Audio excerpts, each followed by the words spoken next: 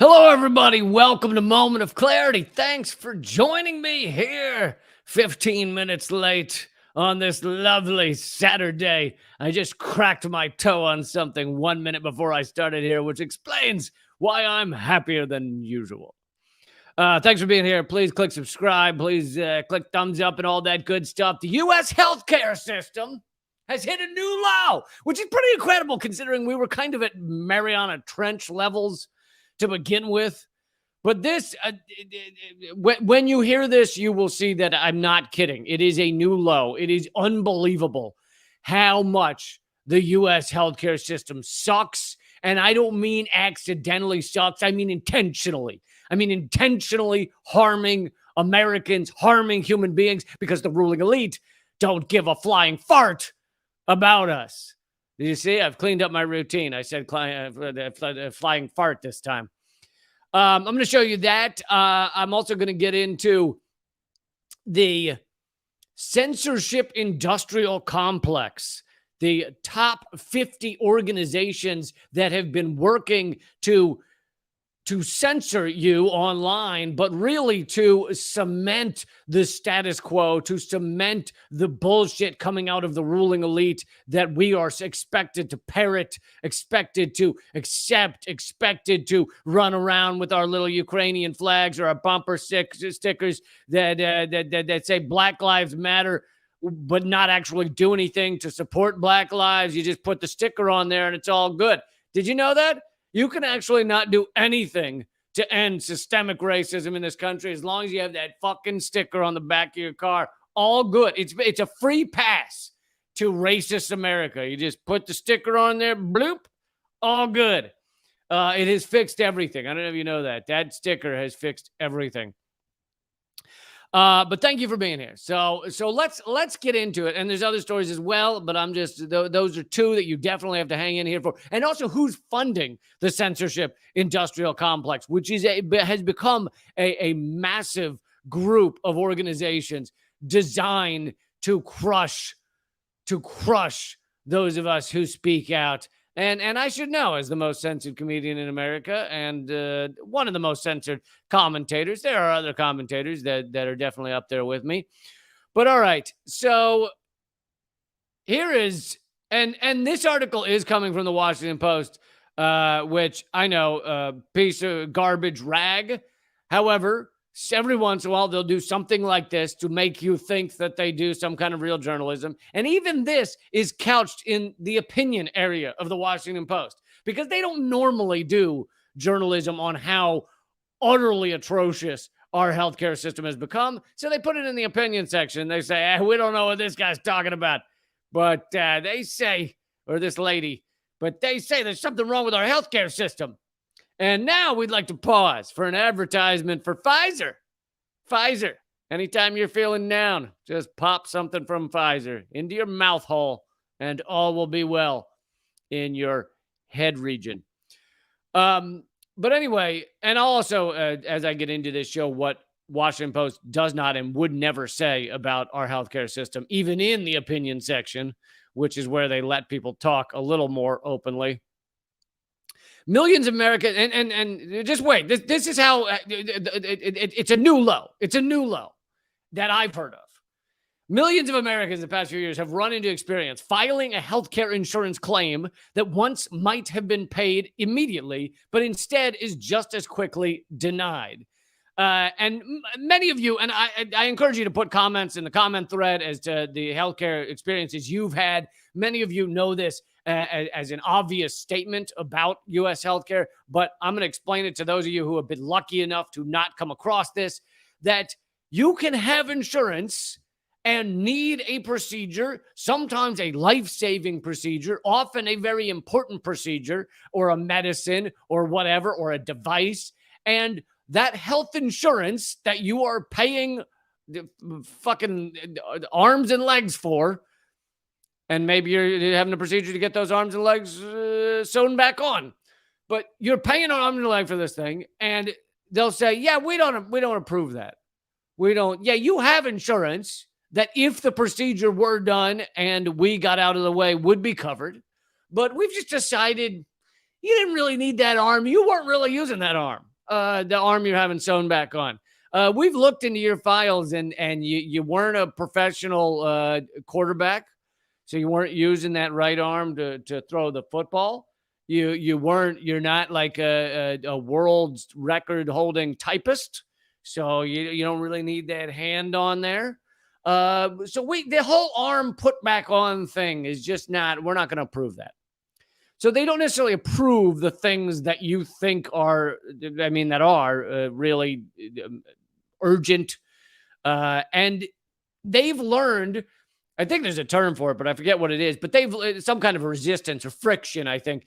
They've learned that they could just say no to things and see if you push back. See if you're willing to sit on a phone for fucking 24 hours and argue with people. And a lot of people won't. A lot of people give up. They give up after a few hours on the phone. They give up after an hour on hold. And that insurance company then they've saved thousands of dollars by simply seeing if you're willing to fight for it. But anyway, you apply for something, they deny it. Oftentimes they deny it very rapidly without even reviewing the patient's medical chart. A job title at one company was denial nurse. These employees, by the way, are expected to deny a certain percentage, and if they fail to deny a certain percentage, they will not keep their jobs.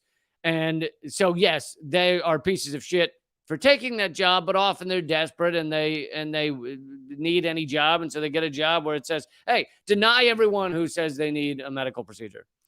So the law tasked the Department of Health and Human Services with monitoring denials. And a recent study by Kaiser Family Foundation found that the companies in 2021 nonetheless denied on average 17% of claims. One insurer denied 49% of claims. Another turned down an astonishing 80% of claims, which begs the question, why have insurance at all? Why the fuck would you ever sign up for an insurance where they're like, yeah, 80% of the time, we're just not going to actually do the thing we said we're going to do. Of course, because the reason people do sign up is because they don't say that. They don't say that up front, right? You're looking at the plans. You're going down. Let's see whether they cover that. They cover that. You're looking at the plans. At no point do they say, by the way, we're just not going to do the thing you think we're doing. We're just not going to do it 80% of the time. I mean, what other fucking job could you even say that? Could you even be like, yeah, you hire me to put your roof on? All right. 80% of the time, I take the money and I just don't put the roof on. Yeah. So there's a chance, you got a very slim chance that I actually will put a roof on your house, but give me the money anyway, pay for the roofing, and we'll see. We'll see if you're the lucky 20%. How's that sound? No other job could you fucking do that. But in the U.S., in our atrocious, despicable healthcare system, the only developed country that doesn't give their people healthcare, this is the norm. This is regular. This is okay. It is disgusting. And here's the thing. It's not an accident. The way our politicians talk about it, the way a lot of mainstream media talk about it, they act like, oh, it's just if we could just fix our healthcare system. They talk about it like the fact that our bridges are collapsing. If we just had the money to fix it. No, this is intentional. It is intentional and it is allowed. It is our ruling elite, that tiny group of individuals, less than 1% of the population, wants this system because they don't give a fuck about you. They're fine with you dying. They're fine with you living with diabetes and it making you broke. They're fine with the fact that 50% of everybody who gets cancer, and 1 out of 3, right? Most, something like 1 out of 3 and 1 out of 4 people will get cancer at some point in their life. Now, a lot of them survive, right? Breast cancer particularly, and some of the others, skin cancer, it's fairly likely you will survive. But 50%, whether you survive or not, I mean, if you don't, then you're not in this study, but 50%, it will wipe out your savings. 50% of everybody who gets cancer, insurance or not, it will wipe out your savings. And that's 1 out of 3 or 4 Americans will get cancer. So 1 out of 3 or 4 Americans will see their savings wiped out by cancer. And then and then also it's still the number one or second highest. It might be the second highest now, but one of the top causes of bankruptcy in America. And it's because they don't give a shit. And so I see someone, Casey, in the comments there says we're not a developed country, and it's very true. We're actually ranked now in terms of development. We're now ranked down with countries that are often considered developing countries, like countries that were ranked in health and health and well-being, down with countries that are often considered developing. The life expectancy in America is going down.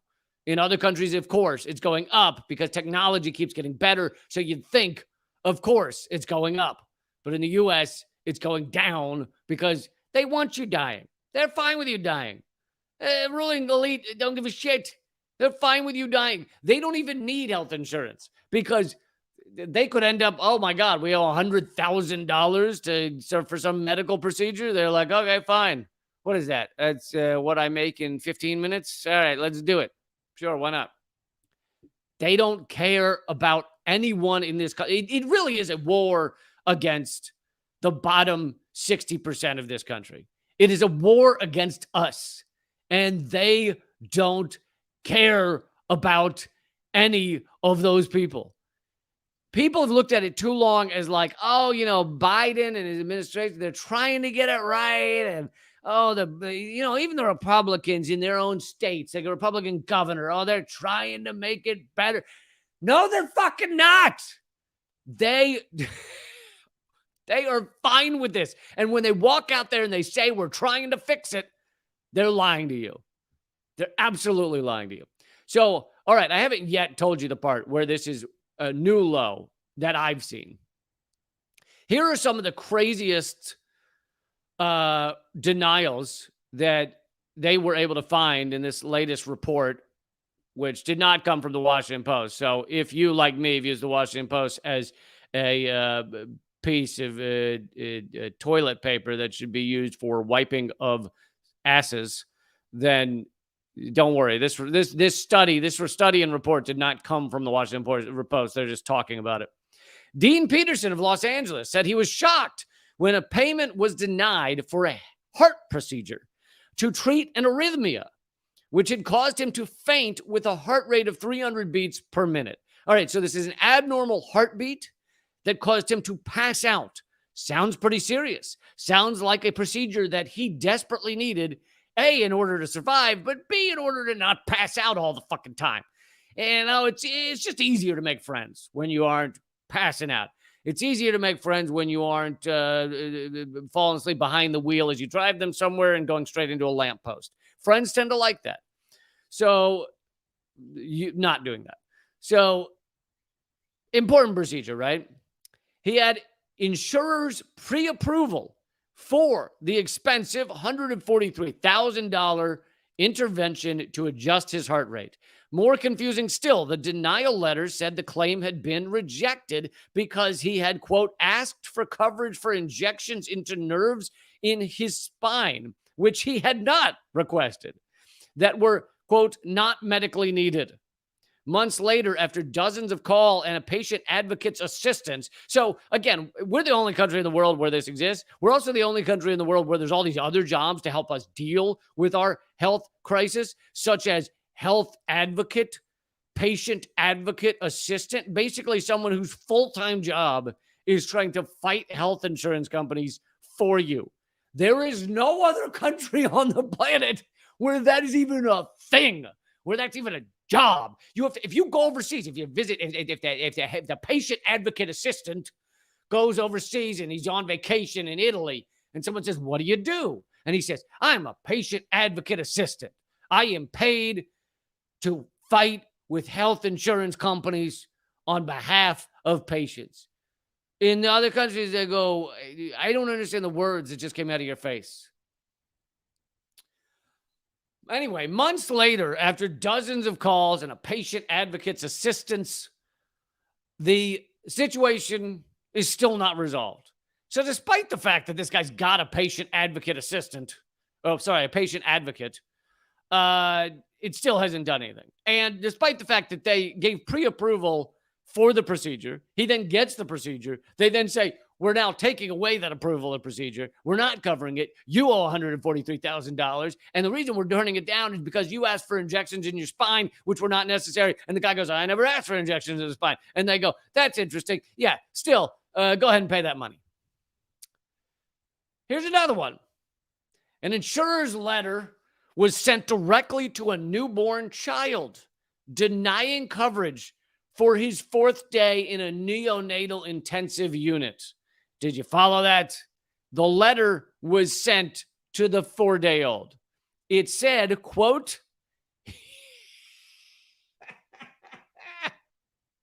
it said, quote, you are drinking from a bottle and you are breathing on your own. That's why we're denying your request for neonatal intensive care.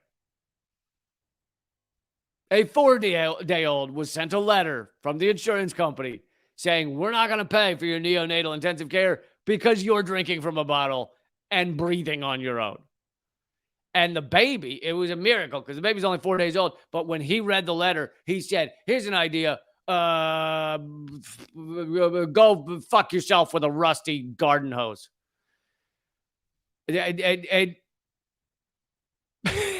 Which was very mature of him to have that response.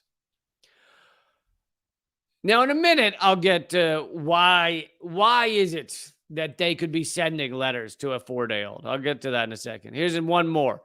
Deidre O'Reilly's college-age son suffering a life-threatening anaphylactic allergic reaction, which is, most of you know, an allergic reaction where you can't breathe, was saved by an EpiPen, an Epi shot, and steroids administered intravenously in a hospital emergency room. So they take him to the hospital. He can't breathe. He's having an allergic reaction. He's going to die. They inject him with an EpiPen and steroids, and he survives. They save his fucking life. His mother, utterly relieved by that news, was less pleased to be informed by the family's insurance that the treatment was not medically necessary. Nope, not medically necessary. Listen, all you had to do was just you go, it's the same as a cure for the hiccups. You just go, boo. If you just surprise him, while he's, if you just jump out from under the table and go, ah, then it will always end allergic reactions. Everyone should remember that. Next time your friend is fixing to die, just surprise them. If it's a friend where you are totally not romantically linked at all, and right as they're like, if you were to go, I love you and I want to have your child. Especially, it's even more shocking if it's two guys. Say that to them. That will shock them out of the allergic reaction. No need for EpiPen or steroids or anything. Not medically necessary to save the guy's life. It would be funny if it weren't disgusting. It would be funny if this wasn't the saddest goddamn thing that you could hear.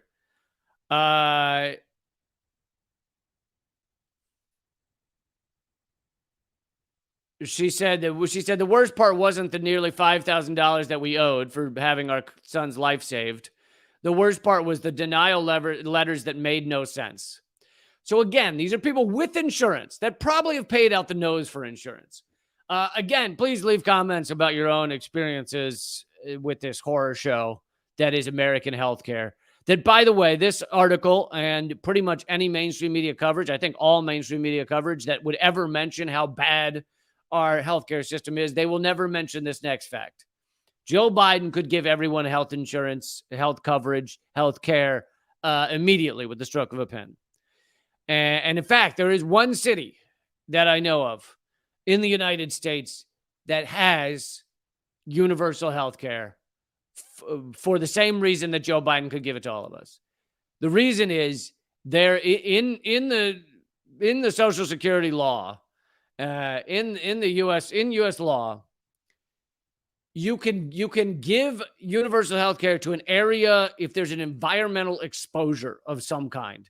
So the one city that I know of that has that is Libby, Montana. In Libby, Montana, they all have universal health care because of exposure from asbestos mines. And so their congressperson fought to get them universal health care. So they all have health care because they have exposure to asbestos.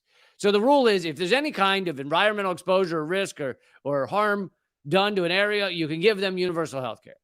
Now, first of all, Joe Biden could have done that. I know they claim the pandemic's over now, but when he first got to office, they didn't even claim that. And so could have wrote it day one, everyone gets health care. Could have done it because it's a fucking pandemic. Of course, that's environmental exposure. Nearly everybody has had COVID. So it's, that doesn't mean many people didn't even feel it. And others had very traumatic, awful experiences with it. But either way, he could have given everyone health care. But he could also do it outside of that, because if you live just about anywhere in America, there is some kind of environmental exposure going on with you. If you're in a city, then there's something in the air. There's 2,000 cities across the United States that have unsafe lead levels in the water. That's according to Guardian and other studies. There's rivers that are polluted. There's 1,000 oil spills across the country every year, most of which we're never told about. I'm just going down a brief list of the amount of environmental exposures. So we could all be given universal health care by Joe Biden, stroke of a pen. Of course, he wouldn't do that ever. Neither would a Republican, because, and this seems to be a theme of this episode, they don't fucking care about you. Maybe I want to name the next iteration of my show, They Don't Fucking Care About You. So as to why they would ever send a denial note to a 4-day-old, now there's why they would deny him, which is disgusting. That's the human desire of the health insurance company to not spend money, to make as much as possible, to enrich themselves as much as possible. They make billions every year and they want to make more. So I'm not talking about why it was denied. I'm talking about why was the letter sent to the 4-day-old? Why did you send a note to a 4-day-old that can't read and say, we're kicking you out of the intensive care unit? And the reason is because a lot of these things are now done with algorithms. They're done with AI. And they've found that using AI, they can respond and deny thousands of claims a minute. So it's so much easier to deny people all of these claims if they just have a bot do it.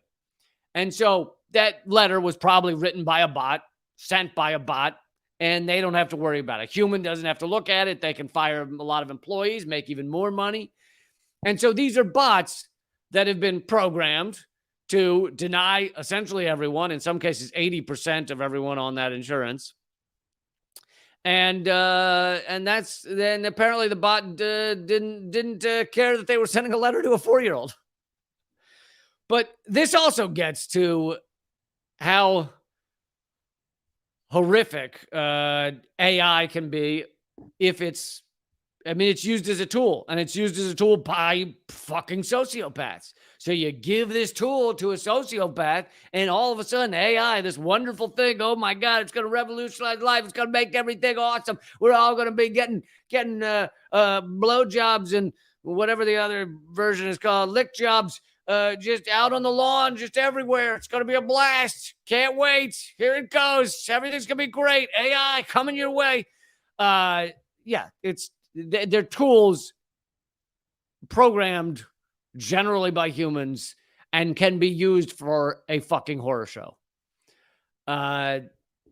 So I think that's something important that people need to know about these algorithms, about AI.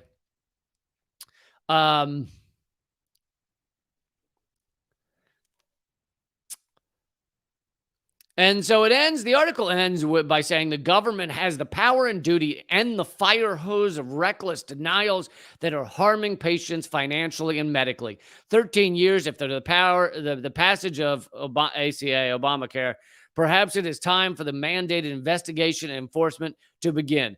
And here's another way that your mainstream media blows. That's the weakest response to a 4-day-old being denied intensive care by a bot. The weakest response you could ever give is, so we need a little bit of regulation so that someone doesn't send that letter to the 4-day-old. Oh, is that what we need? Here's an idea. Just spitballing here. What if instead of a little bit of regulation about that denial, we gave everyone health care? What if that were the answer? What if instead of just these goddamn Band-Aids, they can't even, that's the Overton window for you. That's what's allowable debate on your mainstream media network. You can have people debating that. You can have them sitting in their little chairs at the goddamn $1 million glass desk. You can have them doing that and sitting there, and the debate will be, well, no, I think everything's fine in our healthcare system. And the other side will be, no, we should have regulation of these denials so that a note doesn't get sent to a 4-day-old. And that's the entirety of the debate. Now, the debate's much longer than that. Larger than that. And the actual debate should be everyone has healthcare. Everyone has healthcare. One of the richest countries in the world. Absolutely. Starting today. God damn it, you fucking assholes. That's the debate. But your mainstream media is just, we should have somebody should do something about that letter sent to that 4-day-old.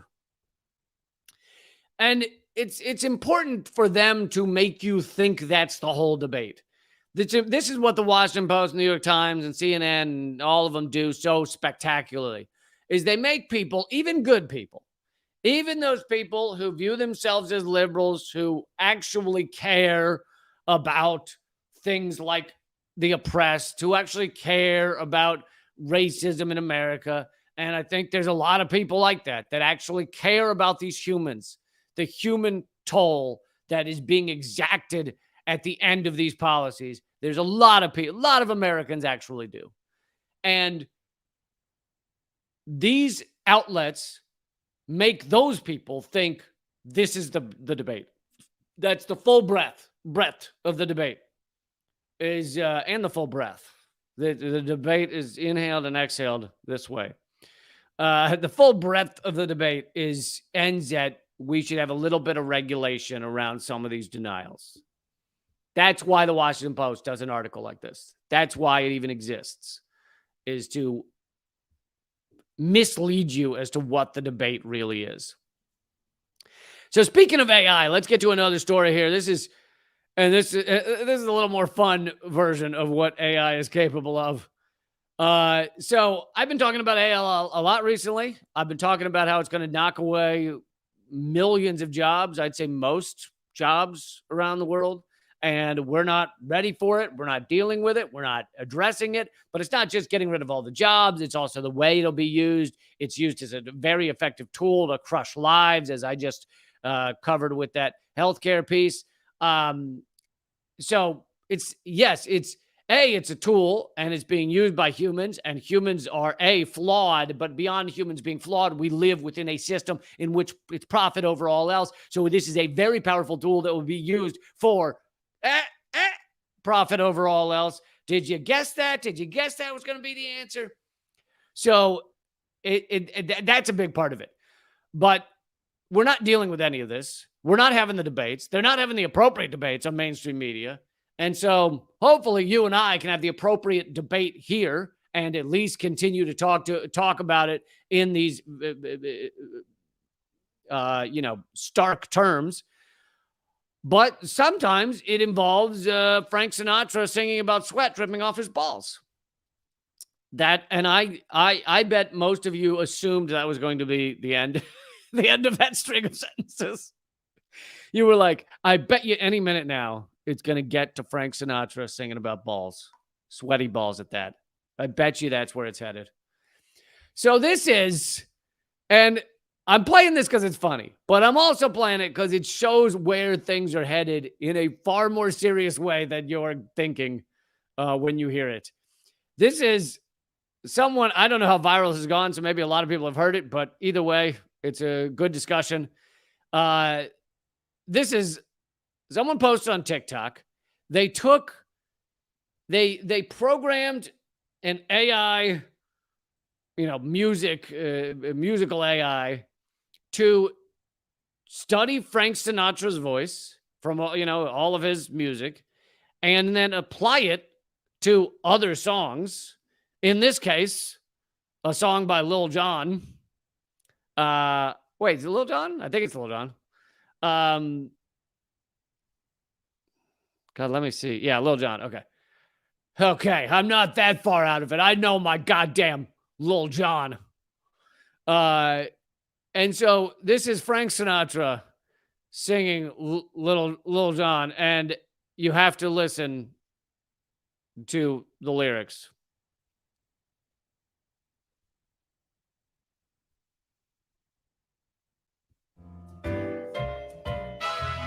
To the window, to the wall, until the sweat drops down my balls, until all you bitches crawl. Oh, skeet, skeet, goddamn.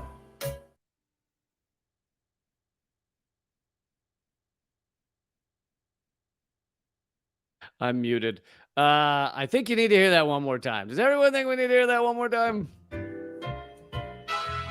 To the window, to the wall, until the sweat drops down my balls, until all you bitches crawl. Oh, skeet, skeet, goddamn. Okay.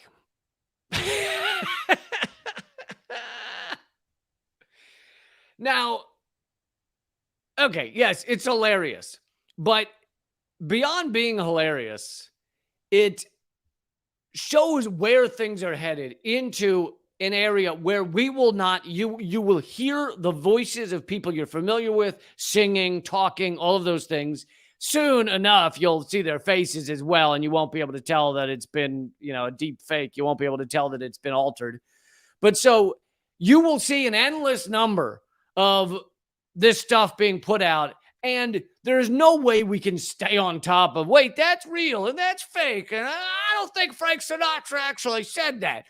And already a AI generated photograph won the photography contest, one of the largest, most prestigious photography contests, and the creator of it, once he won, admitted it was AI generated, and he said he did it to facilitate the debate that we're not having over, or enough people are not having, most people are not having, over how are we going to address this? How are we going to recognize this? How are we going to do we, the flesh-centered blobs walking around bumping into things, do we actually matter anymore? Or is this just going to become an entire universe of a false world that why do we matter anymore? Soon we won't.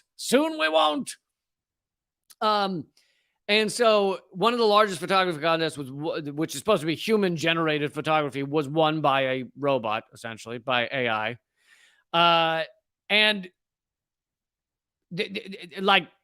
this is something to address. And here's, to me, the biggest debate, the biggest discussion of this, which is not even being addressed by the people addressing this, is, okay, so it takes away, it eliminates, as AI increases exponentially, that technology increases exponentially. The AI ChatGPT that is already unbelievable, already amazing, it will increase exponentially, and it will eliminate everything that humans do as a requirement.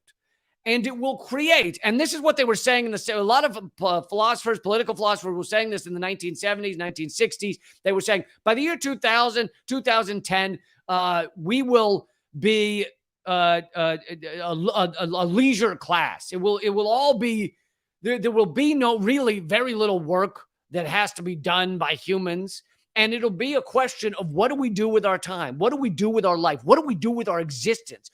How the fuck do we matter anymore? Now, of course, the evolved way to think about that, to discuss that, to chat about that, to address that, is to think about our existential existence and what really matters in life. Is it that you have a 9 to 5, that you go to the Banana Republic and you fold the pants? Is it that you have that 9 to 5 and you go in and you answer phone calls from people who don't understand how their fucking Comcast thing hookup didn't work, and what did you try turning it on and off again? Is that what really matters in life? Or once we eliminate all of that, shouldn't we have a world that is that we get to focus on our passions, on things that we want to do with our lives rather than things we're forced to do with our lives? And none of that is really discussed. None of it. This debate is not being had. You can read some interesting books on it, but outside of that, instead, it's the debate. Again, the parameters of debate in your mainstream media, if it's being discussed, it is discussed as, well, we'll have new and better jobs that come along and you can have those jobs. No. Nah.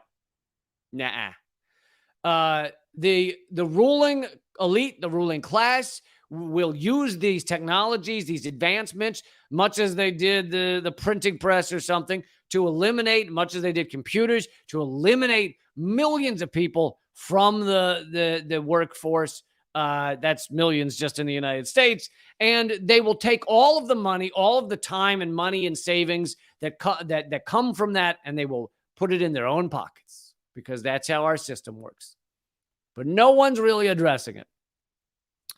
All right, moving on. The rest of this live stream will be at rumble.com/Lee Camp. It's completely free there.